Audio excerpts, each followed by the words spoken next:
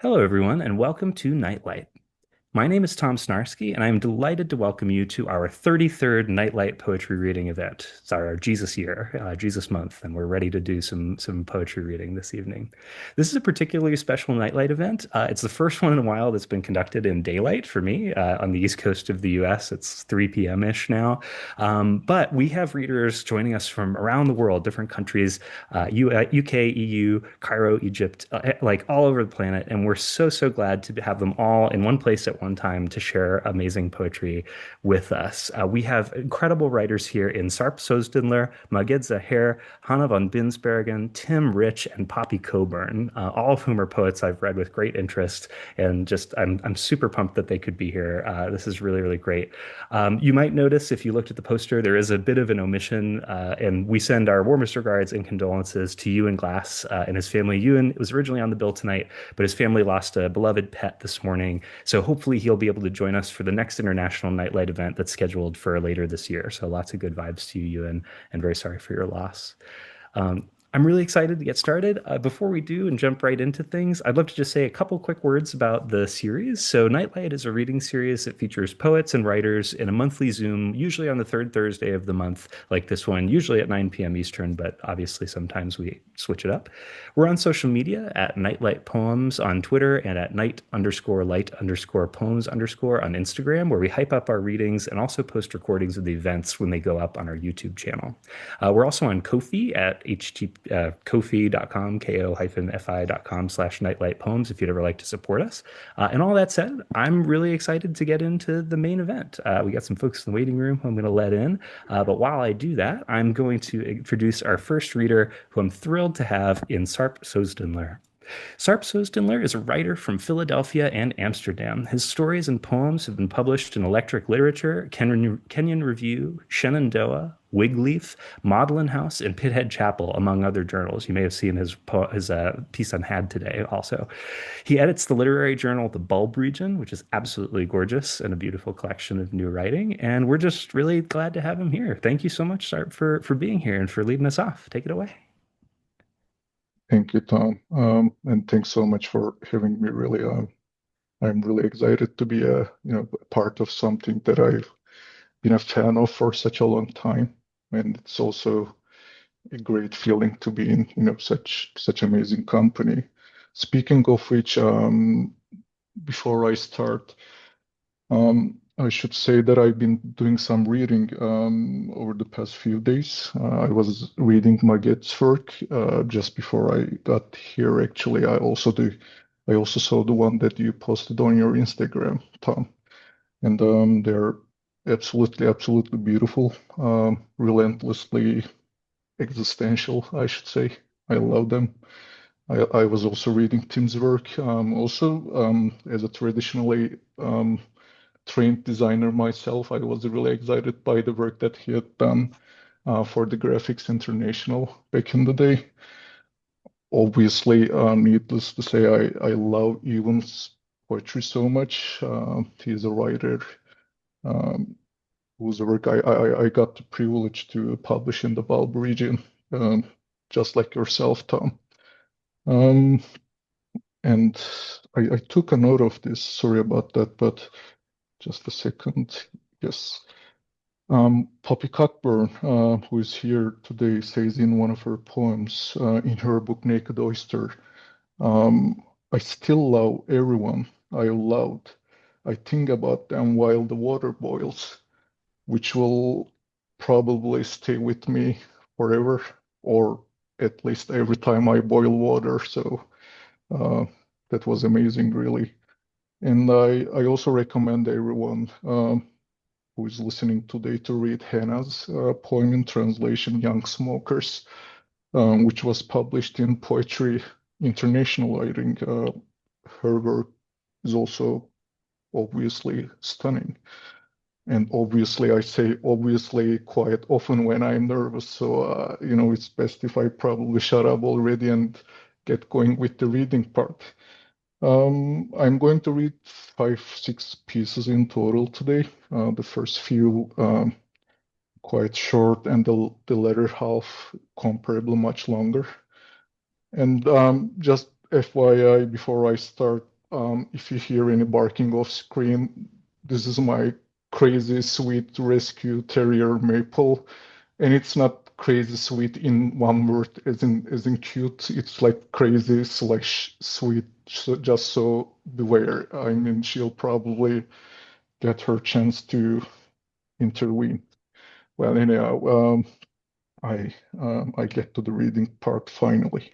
So this first one is called Factory Song, and it was recently published in Spectra. That winter, I sold blood and rode freight to Tulsa. The sky was all teeth, birds blackening my mother's laundry. First, we ruined the living, then we caressed the dead. I took off my church shoes and stepped into fire. And the next one was published in the About It Press, a journal run by the amazing Alexandra Noren. I love her work. And this poem is called Burning Beds after the 1988 Pia Frankenberg film. I also recommend that you go check that film. It's a very fringe one, which I found in the echelons of movie, just out of pure accident. Okay, here we go. Before sleep, name three things you would save from a fire, and one thing you would let burn out of respect for the flames. All right. The next one is called Legends, which was published earlier this year in Michigan City Review of Books, run by the great Bobby Waneko. He's also a great poet and writer, so strongly recommend that you go check his work after this event if you can. Legends.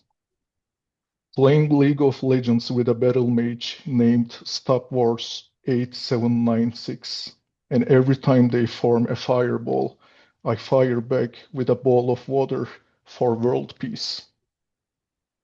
And the next one is already a rather recent one, published in Gonzoid. They are quite fresh in the game and really great at what they do, what they publish. Um, so I so recommend you go check their website. They made such a great start. Okay, so here we go. This one is called Crazy, by the way. I'm just sitting in my room with my fingers glued together, thinking about how to get them unstuck and coming up with several ideas. I go on 4chan to ask how do you get your fingers loose when crazy glued together, and people advise that I soak my hand in warm soapy water or use acetone, or that I go kill myself. After 2 pages and 12 comments, Recipe Busy 89324 finally suggests that I go visit the nearest Wendy's and order all the barbecue sauce I could find, so others would think I'm crazy instead of stupid. Okay, so this next one is quite special for me. It's a prose poem, I guess, or a micro. I'm not entirely sure. It's called Literary Beyonce, and it was published in Travis Souza's brilliant project Doro Eraser. Travis is also one of the former participants of the Nightlight series. Travis is a great person, go check their work out. Also, needless to say, of course, go check the Dodo Eraser out. So here we go. This is a rather long one, so sorry about that beforehand. Literary Beyonce wants you to know she can recite the alphabet backwards. She can dance and build an IKEA bookshelf at the same time. She can smell the 5G in the air. Literary Beyonce understands fractions and has memorized all state capitals. She once proposed to change the band name from Destiny's Child to Destiny's Children because she is a diehard pluralist. Literary Beyonce is against monogamy but supports loyalty cards at local coffee shops. She watched her parents go into couples therapy on multiple occasions. Literary Beyoncé dreams of marrying David Foster Wallace's ghost at a lobster shack in Maine. She is good with words. She can make poetry out of everyday life without resorting to analogy like a loser. She believes in the free market. She orders plush flamingos on AliExpress in her free time. Literary Beyoncé wants to be famous, but she also wants more than fame. She craves the kind of bibliography that would look good on her Wikipedia page. She wants to be crazy in love. She fights the feminine urge to dress up like Sharon Stone in Basic Instinct 2. Literally, Beyoncé sets a Google notification for her high school crush. She fears of aging and applies daily skincare routines she streams of Europe. She lathers her hair with dry shampoo and the mystery goo from her fridge. She once fell in love with a marine life biologist who taught her not to consume anything that is smart enough to decorate its lair. Literary Beyoncé adopted a goldfish after the breakup. She lives above a fish market in Koreatown these days. She once had a near-death experience at a Taco Bell drive-thru at 2 a.m., which made her develop trust issues toward her own impulse decisions. Literary Beyoncé hasn't spoken to her parents in 3 years. She smells like turpentine and wet garbage on a hot day. Literary Beyoncé can rewrite her own stuff without having to consult her agent. Literary Beyoncé doesn't even have an agent. She makes it her life's mission to correct the posture of all upturned turtles. She wants pancakes for breakfast for the rest of her life. She wants to be the kind of person whom the other people would vote for in local elections. She wants to be the kind of mother who won't give up smoking when she's pregnant. She thinks black dogs are just bad luck. She wants you to know that America has a problem. She knows you're not a survivor. So this next one is probably the freshest one today. Yeah, not probably, certainly the freshest one. It is called Paul from the Future, and it was published only yesterday in Dish Soap Quarterly. Paul from the future keeps visiting me at inconvenient times. He arrives wet tomorrow. He arrives wet from tomorrow, smelling faintly of pennies and piss. The first time he appears, I'm brushing my teeth. He pushes through the mirror and says, "Beware the dentist." I tell him I don't know any dentists. He points at the toothbrush in my mouth. Paul from the future is still Paul, unfortunately. Same hairline, same little cough before the unfortunate news. He says the future is mostly dull, unlike what most people think. He says all paperwork and no sunshine makes him a dull boy. Says I should invest in apricots. It will one day turn big. Says it is best to avoid escalators these days. One can never trust gravity. One can never trust the dentists. One can never trust a man who owns a telescope that shows only as far as the moon. When I ask what will happen to him, he squints. I'll become the wise bird, he says. I'll become the best magic in town. Then he steals one of my frozen burritos and faces backward through the pantry. He revisits while I'm on a date, sits between us in the booth, and shakes his head at our appetizer board. My date cannot see him, but I can sense she is growing visibly annoyed. Good instincts, Paul offers afterward. I can feel our terrible chemistry. I can smell her mild sweat. He says one day I will thank him for this. I tell him one day I will lock the doors to his face. He laughs, which is unfortunate because I laugh exactly the same way. I have the same face. I own the same cheap clothes. I sometimes late at night I catch my own reflection wearing his face. And the next and the last piece I'll read today is called Tilt, and it was recently published in Wigleaf. Tilt. I once met a named Tilt who claimed he could feel tectonic plates shift under his feet, said he was born in a traveling circus and raised by cartographers and ex-clowns who fed him paper maps and made him walk in zigzags to avoid the ley lines, which he said were dangerous because God never designed anything straight unless he wanted it to break.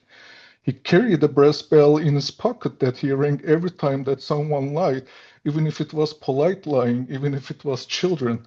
He told me he once watched a goat give birth to a snake in Bulgaria. He insisted coins were just ancient clocks, too stupid to memorize the numbers.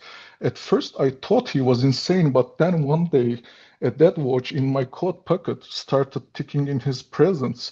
I asked if he did that, and he rang his brass bell. As he smiled, I saw in his eyes the dim shine of someone who used to believe in miracles. We sat on a bench and shared the tangerine. His hands trembled like little sausages on a fried pan. Before he left, he gave me a folded piece of paper and said not to open it until I entirely forgot about him. Sometimes I worry I never will. Thanks all for listening. What a beautiful start to this evening's reading. Thank you so much, Sarp. That was Sarp Sozdinler, who you can find on social media at Sarp Sozdinler. I've clicked away. I have my little document, but I was like, I'm gonna peek at the Michigan City Review of Books to like look at some of these lines. But yeah, that I really appreciated both Sarp your reading and your kind of litany, not only of the other readers, but of all the great like contemporary online lit mags, of which the Bulb region is one. Just really, really awesome stuff, and just really beautiful collaborative community orientation to see happen in real life. Again, you can find Sarp at Sarp Sozdinler, which is SarpSozdinler across all the platforms. And shout out to the Bulb region, which is doing amazing, amazing work. They're a beautiful publication that is putting out great new stuff by incredible artists and writers every day. Put it in the link in the chat there. Really, really great website and a really, really great start to this evening's nightlight. Um, yeah, thank you, and so excited to keep things rolling. Sarp mentioned all like some of the other readers who are joining us, and one of whom I'm so glad it could be here all the way from Cairo is Magid Zaher. Magid Zaher is a poet who published 7 collections of poetry and a novella from publishers such as Chatwin Press, Nightboat Books, Pressed Wafer, Split Level Texts, Tin Fin Press, and Ugly Duckling Press. His book Illness is out now from Bodily Press, which is run by my wonderful friend Elliot Cardinaux, and also Nightlight alumnus Elliot Cardinaux. Magid, thank you so much for being here. I'm really, really excited to hear what you're going to read. I am grateful to be here. I haven't read in about 2 to 3 years since my last reading. So this is exciting, and I'm grateful to read with other international writers who are not in the States at this moment of time. And what I'm gonna do is uh, the book Illness I made was made out of notebooks that I wrote. So when the book were to come, we picked some of the poems in the notebooks. So what I'm gonna read today is I will read from one of the notebooks the poems that were that didn't make it, and the poems that made it. I will just read for 10 minutes. My poems are short. You will sense the stop point, and I'll just do 10 minutes and call it a day. I was born with madness within, some poetry too. It might be, it's all fate. I can't stay away from the sea, yet I do. I remember the ferry, how it took us everywhere we didn't want to go. Things float. I tried. The predators cut the ropes. In out of dreams that will fail. Waking up an effort about surviving. To cliche oneself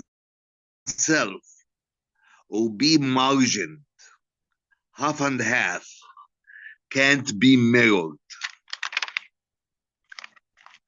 At one point, I will stop, not sure about freedom otherwise. A physical distance between meals.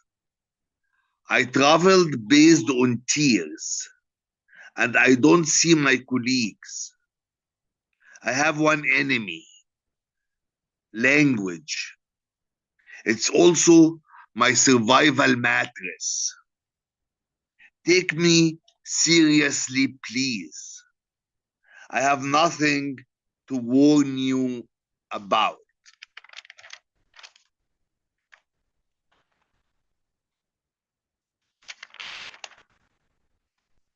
She comes and lights my body.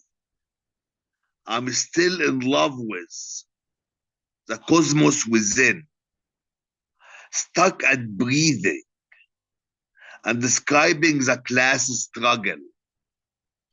Goodbye forever. I stopped being evoked. The elite kills.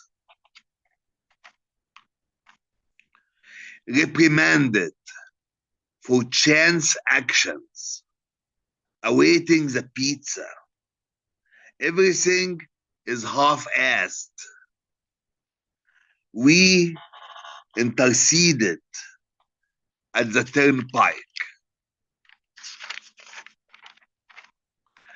Listen, y'all, I resisted. It mostly worked. Awaiting. Snack myself to satiety. They called me Plea for Plekhanov. I wasn't sure if he was as shy. Let's say Plekhanov was one of the leaders of the Soviet communism. They called me Plea for Plekhanov. I wasn't sure if he was as shy. Let there be a revolution and Plekhanov lose. In exile, Plea gets to become bipolar. He spoke some truth, then collapsed. Prozac, lithium, Tegretol, Abilify, to replace the class struggle, party dues, Rosa's letters.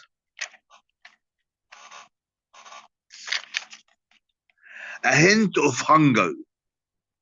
Too tired to prepare a snack. Too tired. So I reverse a decision I took earlier in the day. Certain luxury, I know. I'm remembered for the high stakes of fear. Portugal, I loved you in the sardine festival. I love drinking wine in the streets. Your river, it's fish. But gravity, I'm next to my family. Amor fati, as Portugal disappeared with its sweet wine, sardines, and swordfishes. Exile is a complex process. Sometimes you love it, sometimes it is too abstract, it disorients you. And you weep from helplessness. I'm not talking about leaving a country to another. I'm talking about exile as sub-entity. You can feel it from one day to the next. You come weekly. Good. Because in a week, I forget that I love you. I like this poem. I will read it again. You come weekly. Good. Because in a week, I forget that I love you. Occasionally, I receive an invitation to see the world as is. Usually, I kick and scream, and it barely passes. I escape without accepting my maintenance. You invited me today, and I'm not kicking and screaming yet, just shaking a little.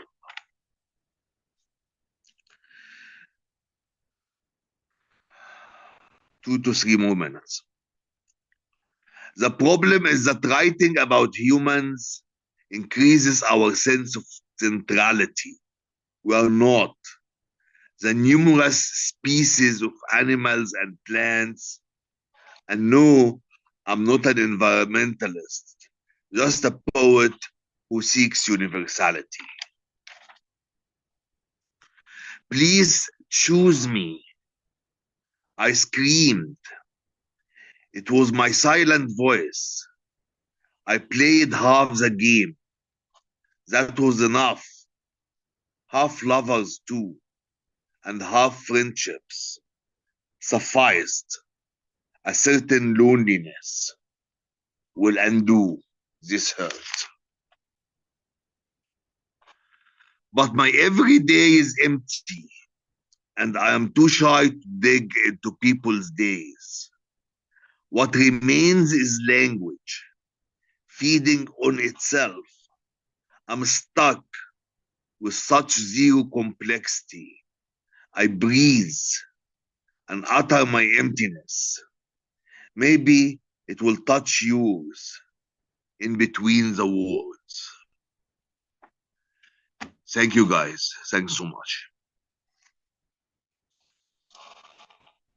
Wow, what a great set. Well, thank you so much for being here. And thank you for like a thing that I love and I feel like doesn't happen enough in readings is like hearing the same poem more than once and just being like, no, wait, I'm gonna do this one again. And it was great. I really appreciate that. And the chat was blowing up with all these great lines that you thank you again for those beautiful, beautiful poems. That was Magid Zahir, who you can find on I think some social media. I think you're on Instagram at EDZ Poet or EDZ Poem. Is that right? EDZ poem Poem. or poet, I don't know. EDZ poem. Yeah, I think yeah, And EDZ I am Poem. on Facebook, sadly. Oh, amazing. Yeah. And yeah, and Nugget's on Facebook as well. So you can keep tabs on all the great stuff that's happening. I always ask all the readers to like give a shout out of some kind. And Magid kindly shouted out Bodily Press, which is that press that Illness came out from a wonderful book. I Yeah. posted a poem of it on Instagram earlier, Elliot Cardinose Press, who's doing both this beautiful book Illness that you read from the notebooks for, but also just like so many wonderful books. So shout, I'm going to put a link in the chat to the website where Illness is, but also all the other great Bodily Press titles. So really appreciate that shout out. And thank you again so much, Magid, for being here, especially since I know it's pretty late in Cairo, as I recall. Thanks for inviting me, Tom, and thanks for to be with these great writers. Fantastic. Yeah. Speaking of great writers, let's keep the ball rolling by introducing. Whenever we have like an odd number of readers, the third reader of five is the keystone. You know, whether you want to be or not. And I'm so glad to be able to introduce our next reader, who's Hannah von Binsbergen. And I'll read Hannah's intro in a second. But I also just wanted to say I've been reading Hannah's poems for like 10 plus years. Sarp shouted out one of the poems on Poetry International and I've been reading those poems as well, like with great interest. I confess that I and a friend who speaks way more Dutch than me tried to like translate some Hana poems badly. And so I'm really glad to know that Hana's going to read like actual authorized translations or actual authorized English versions. Because again, I've been reading Hana's poems for a long time. Hana and I think, were born in around the same year. And it's really fun to like have a poet who you encounter pretty early in your poetry life who just like clearly has it way more together than you do. I've learned so much from Hana. I wrote a poem to Hana in my first book, and it's just like a real honor to be able to welcome you to this series.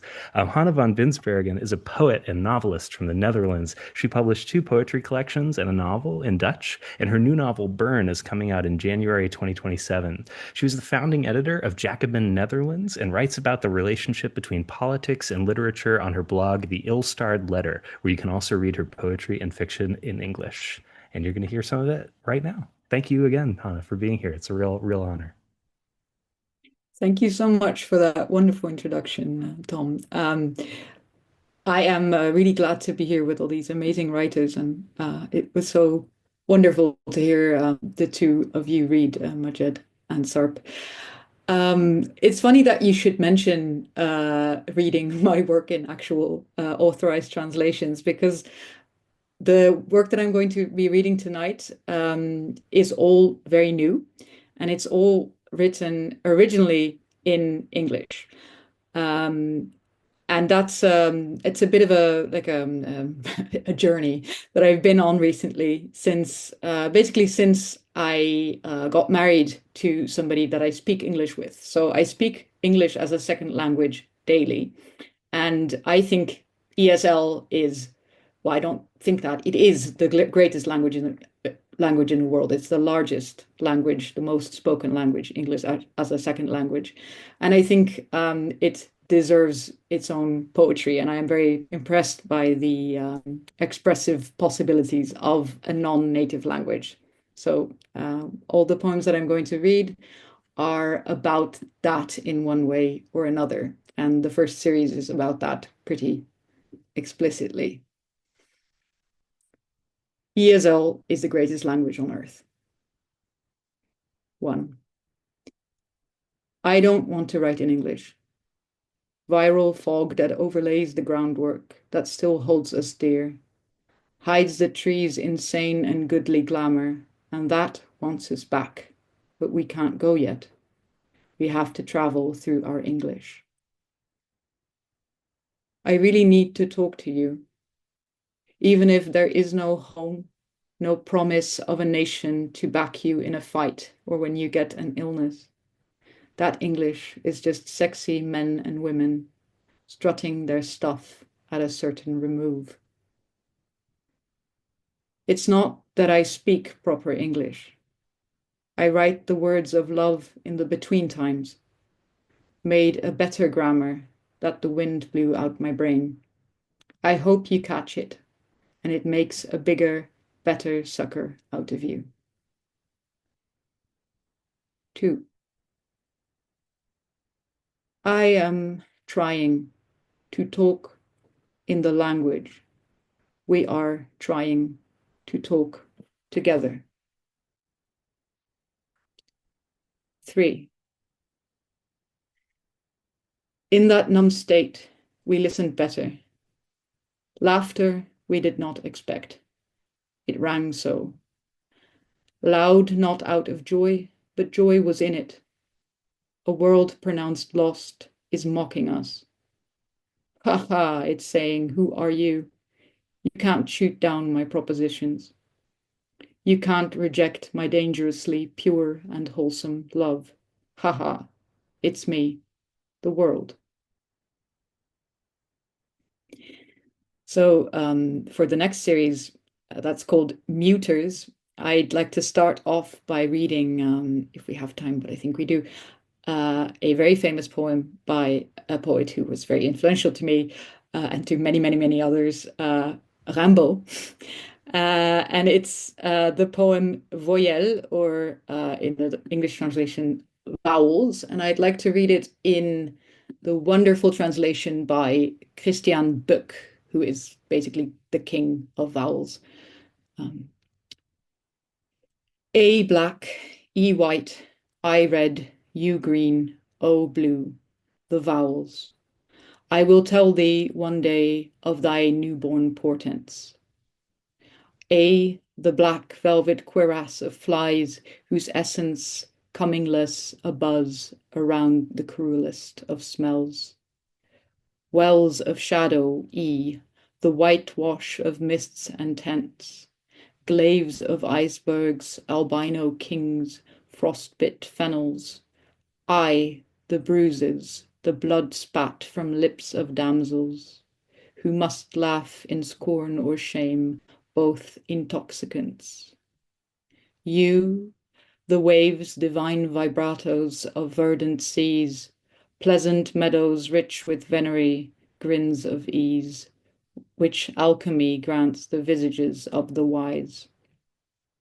Oh, the supreme trumpeter of our strange sonnet, quietudes crossed by another world and spirit, Oh, the omega, the violent ray gun of her eyes. Sorry, I think I said violent when it was violet. Well, no matter.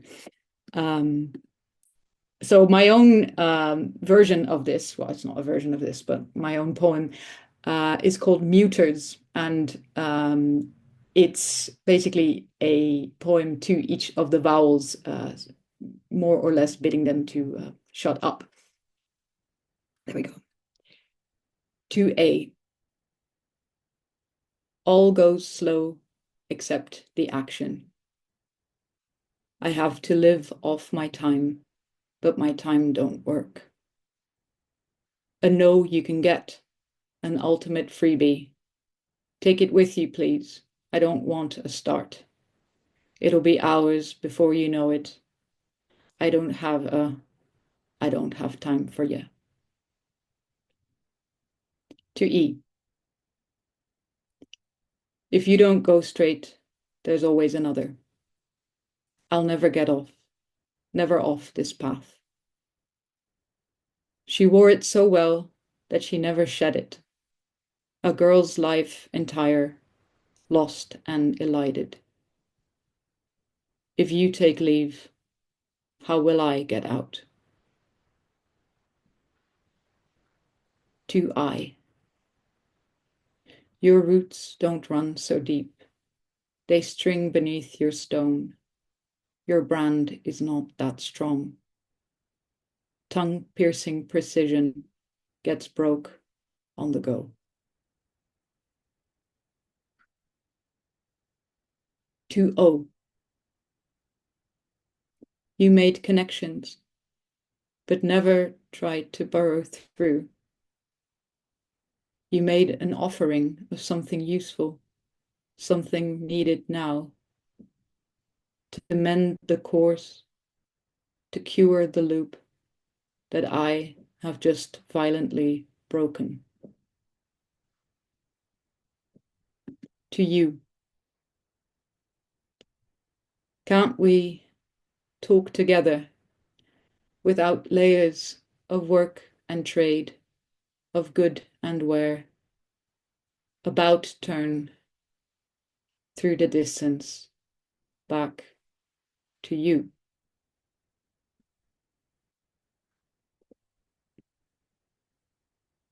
The last poem that I'm going to read is again a poem in 3 parts, and it's called World Thinking. All of these poems, by the way, are new and unpublished. So if you happen to know a place that would like them, please let me know. World Thinking. Counsel. We need counsel to think everything at once. There is room for spirit in the world. In theory, it all should fit. We absorb in passing, object nude in front of us. Information, everyone, minerals, the bones of living. Attempts fall short. We must keep splitting.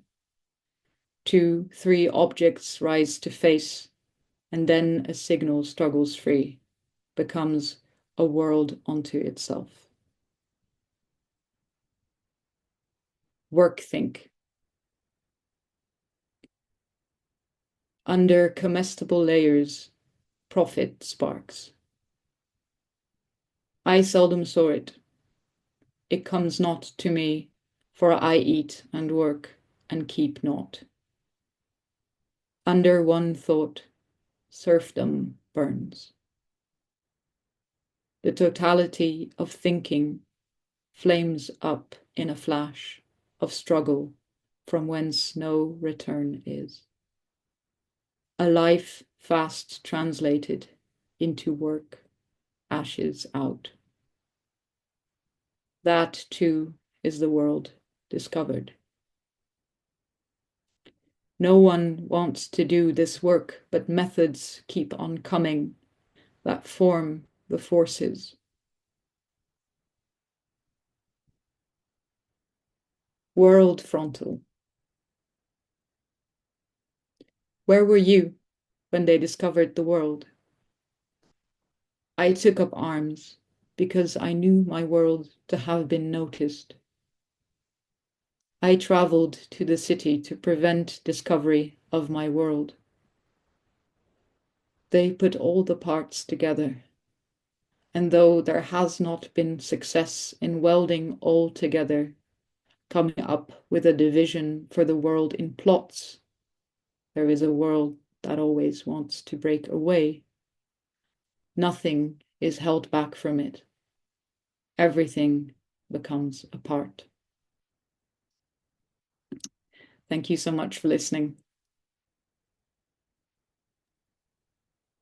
Amazing. Thank you so much, Hannah, for that incredible set. And just, yeah, I was so touched by your peon to English as a second language. I was a high school teacher for a bunch of years, and in my first school, we had a lot of students who were English language learners, and it is a uniquely liminal language that deserves its own literature. And thank you for sharing your contributions to said literature. That is really special. Yeah, the Hannah von Binsbergen can be found on Instagram at hannah.vonbins, which is HANNAH.VANBINS. And I put a link in the chat to Hannah's Substack, which is illstarredletter.substack.com, where you can read Hannah's ongoing fiction and poetry projects in English. Just really, really great stuff. It's a real beauty and a real great kind of, I'm watching the sun go down behind me, but it's going nowhere but up in this reading this evening. So this is really, really beautiful. I'm so excited to keep things rolling by introducing our next reader in Tim Rich. And Tim Rich is a writer and poet who lives and writes by the sea in Hastings, UK. His work has appeared in numerous anthologies, including Dark Angels, Three Contemporary Poets, Poet Town, and published just last week an anthology of poetry about families from Pai Kakariki Press in London called Family Matters. I'll put the link in the chat for that as well. Tim, thank you so much for being back here. It's an honor to know you and an honor to hear your work this evening. Tom, thank you so much. Hello, everyone. You're the first person that's ever pronounced Pai Kakariki Press correctly. Even I get it wrong, and I spell it wrong the whole time. So thank you. It's a lovely, quite eccentric letterpress workshop and poetry publisher in North London, and it's a delight working with them and working in letterpress. Fantastic readings this evening. I'm just delighted to be part of this very special event. So tonight I'm going to read one poem from the new anthology, and this is called. Well, before I announce the title, there's a few little local vernacular references in here, and as it's an international event, I should probably explain them. So the downs are hills. The Weald is woodland, and a 99 is an iconic British ice cream in a cone with a chocolate flake shoved in the top. So just so everyone knows. This is called Ascensions, or Unexpected Information from My Mother. Have you noticed how we mark occasions with things that rise above? Those bright balloons we tie to chairs that always slip their knot. Confetti thrown to sweeten the air, while close by, tiny dark earths arc skywards from the glistening spade, making space for us to sleep. But you wish to be burnt, you say, then scattered on the downs towards the soft blue Weald. More likely, taken by the wind to that car park made of stones, and the ice cream van playing Greensleeves time and again, while we line up for 99s, joke about where you'll settle, watching that boy and girl fly their kites so carefully, so steadily, so high. The rest of my poems are new. This is the first time they've been aired, and I'm working feverishly towards my first full collection in November. So these will hopefully be part of them. Depends on how they go tonight, really. This first poem is sort of accidentally a kind of personal manifesto of my weird aesthetic. This is called But Also. There is that beauty, yes, but also the kiss mistimed, the bird not on the wire, the sour green skin over a slow river. No need to raise your camera for much of it. Here is a lack of obvious pattern, resonance, rhyme. It's where we usually are, between passing alignments. The missed call, the eczema of worry, the windblown bin bag snagged by briars. Such things are small spectaculars, inviting those with a darker eye to shape from this world some decisive moment.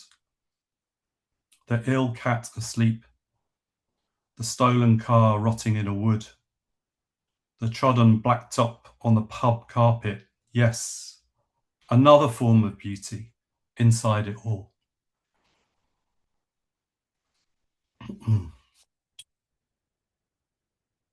This next poem also uses a photography-related metaphor. It's called Superimposed.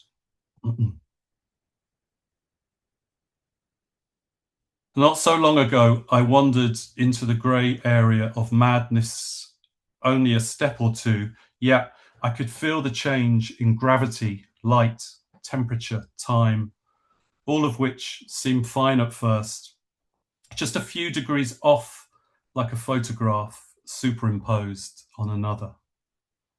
I was there and could see me there, but the distance between was short enough to reach out and place a hand on my own shoulder, so I might turn back into myself. That second world remains close by, though I am here for now. I once visited a country and failed to make myself understood. Doors opened into rooms that seemed familiar. Then from my mouth, words would slip their line, unglossing what I meant. Still the shuddering when those other places return in memory. Today, though, how good it feels to be back home. Yes, how good it feels to be at home with you. When I was growing up, strange, rough, rural pubs played a large part in my life. And in each of those places, there always seemed to be a sort of resident amateur professor whose life was falling apart. And yet they had a truly profound understanding of the world and actually the universe, a much deeper structural understanding of how things really seem to work. And everyone was always fascinated by them, but it also always led to problems. And this is an homage to those people. This is called Barry Galileo in the Royal Oak. He was a one-man cosmic embassy, solely suited to understand and translate the preternaturally occult conceptions of other entities. Oh, how he'd nonchalantly suck on his Rothmans while explaining the principles of gravity-free creativity. Inevitably, someone bringing him a fresh Stella. Every town needs a disgusting genius who can hold their drink and terrifying ideas, a familiar someone people will listen to carefully and think about stoning to death now and then.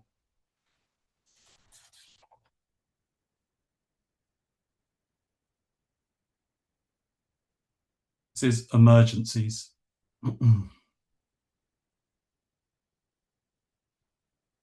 Just so you know, there will be emergencies.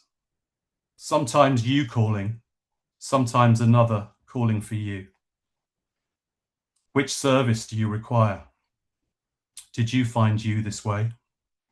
Are you warm? Are you breathing? Are you the next of kin?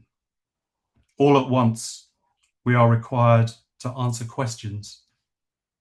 There will be emergencies, just so you know.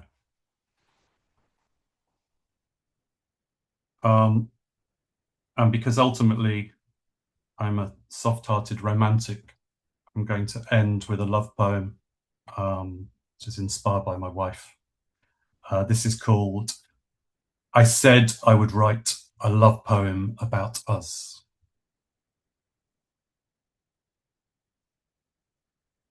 We co-regulate one another like a horse and a donkey.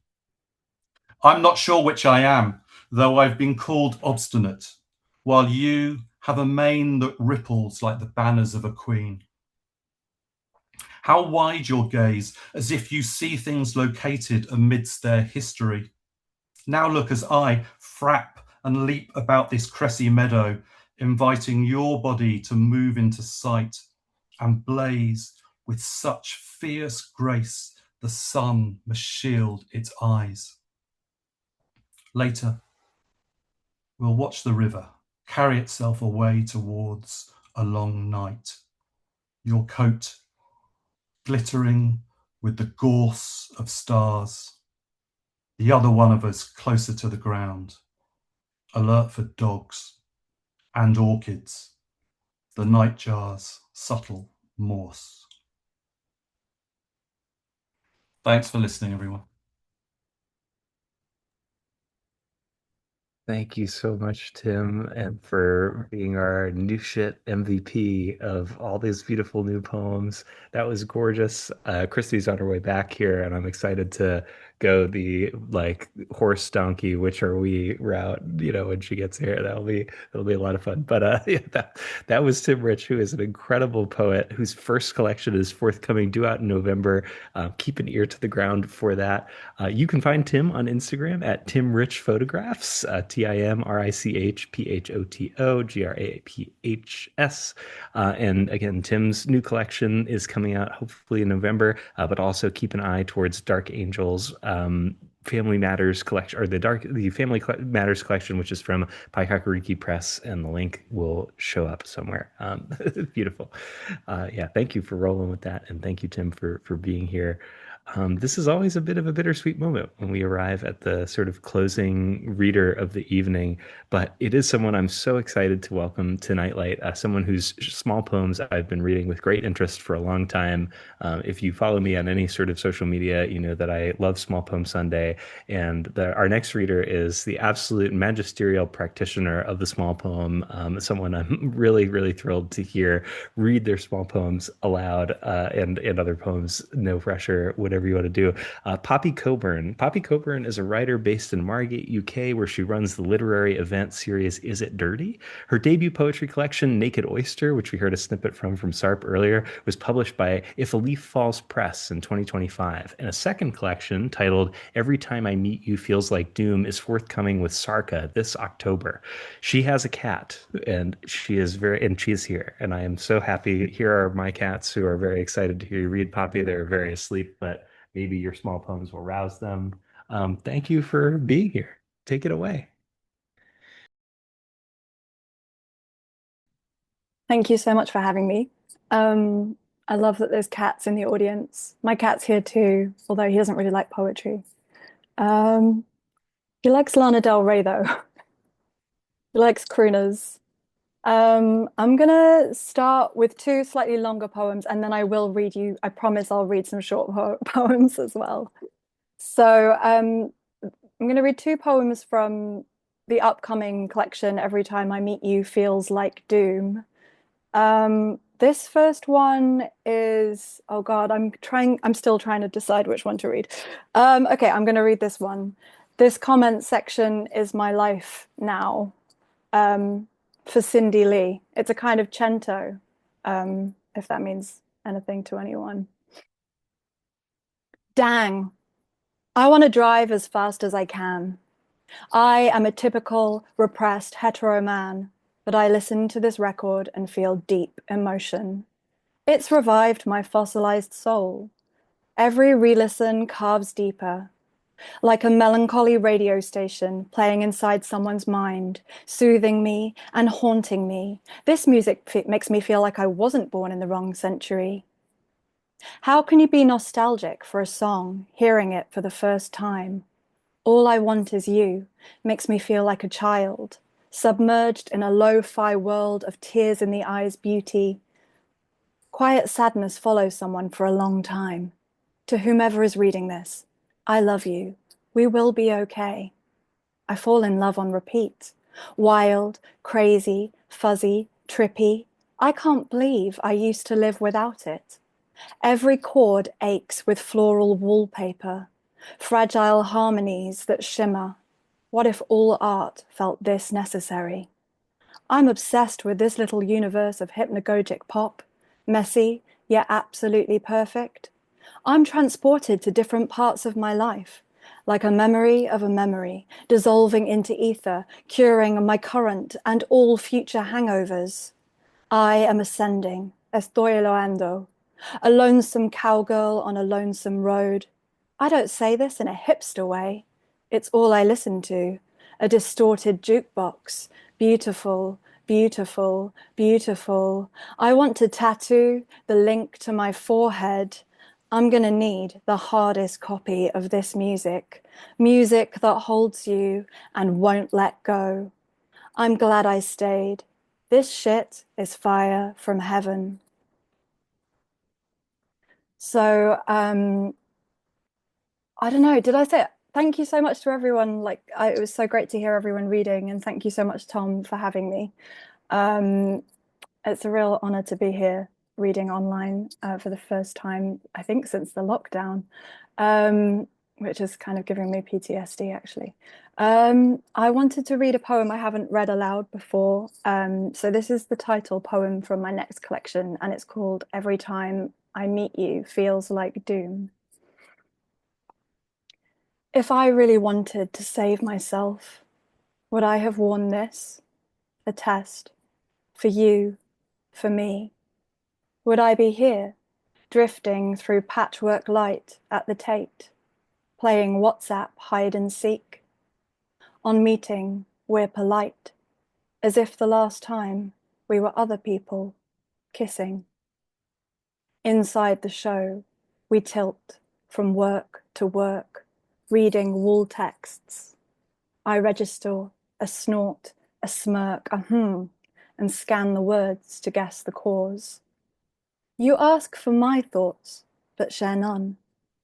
A beautiful woman greets you, and I retreat into the soft glare of a video triptych. You make no intro, but I overhear your plans tonight are not with me. Later, when you ask if I want to get dinner, I raise my eyes skyward, stupid, seeking a fire exit, knowing I'll miss the last train home, that I'll fail the test, even though, or because, I've seen all the answers. And then we will move on to this book called Naked Oyster, which came out in November, but I launched it in December. It doesn't have a blurb on the back, so maybe I'll just read the poem on the back first. I'll just read a bunch and then I'll tell you when I'm gonna stop. I forget why I'm here. Then I remember. I'm chic. I'm curious. Everywhere I look, sequin waves, beautiful, dark corners.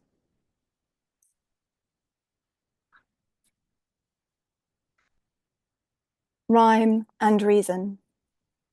I'm writing a book so that I can have a launch party, so that I can buy a dress for the launch party. I've seen the dress I want. Prophecy. The last time I was in love, I went around telling everyone how bad he was. I'm in love with a bad man, I told my mother. Nothing good will come of it. But I carried on, spectating, like betting the losing horse will lose and winning. A poem is a secret I tell everyone.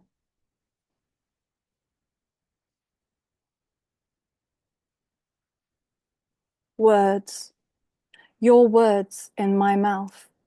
I turn them round like silks on a slow cycle. They come out dirtier than they went in. Rainy day, all my underwear getting wet. The unplayed piano goes out of tune from neglect rather than depression. We both post pictures of the moon like bright dots that want to be connected. Sometimes the valley sings back. Flirting, one of those magician's hankies that just keeps giving. Summer poem. Am I making the most of it? Am I making the most of it? Am I making the most of it? Am I making the most of it? Am I making the most of it? Am I making the most of it? Am I making the most of it? Am I making the most of it? Am I making the most of it? Am I making the most of it? Am I making the most of it? Am I making the most of it? Am I making the most of it? Am I making the most of it? Am I making the most of it? Short poem. Little can go wrong in something so short. The comfortable bed has rejected my body. The ending waits in the next room. It's been there all evening. War and peace, stirred by the desire to commit to something. I'm reading it. Fresh love aura, milk poured into absent-minded sink water, detonates softly. It was only yesterday, then the day before yesterday, then the day before yesterday, and already that seemed a long time. The night cafe only exists when he sends a time and place. I haven't been there for years. Power drill. The man drills a hole, then another. He can drill as many holes as he likes because he knows how to use a drill. Sorry, that one always comes out of my mouth, so vulgar. I'll read a few more and then I'll put everyone out of their misery. An inebriated man helps me unlock an obvious door. I'm an idiot, I say, realizing how easy it is. You're not an idiot, the man. You're a sea urchin. Love. I've thought about you in pink felt tip for years, blushed countless pages I've no use for, but keep. Naming no names, I hate them. A game of chess. I like to gently lie each piece down on the board and let them sleep. Like winter, I need to give people time to miss me. Poem in which I want a baby. I don't want a baby.